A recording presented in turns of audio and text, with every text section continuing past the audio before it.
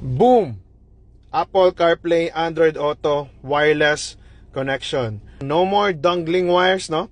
No more hassle. So you finally decided to buy one of these Apple CarPlay, Android Auto wireless dongle.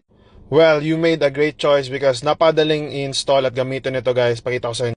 So first, you need to make sure that your car's infotainment system has a screen like this and it's Apple CarPlay, Android Auto capable. Kasi hindi lahat ng gantong may screen na kotse is automatically capable na sila ng feature na yon. So given the chance that your car is Apple CarPlay, Android Auto capable, the next thing that you need to know is to know where the USB slot is for your Apple CarPlay, Android Auto feature. So in my case, ito yan dito. So make sure alam natin yan. Okay? So now, nakasaksak na.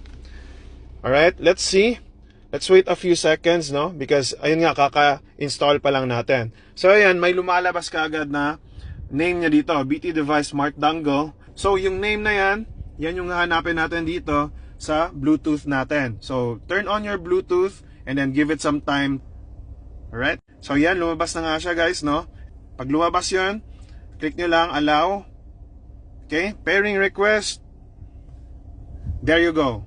Connect to Apple CarPlay. Let's select connect. Then there you go. Boom!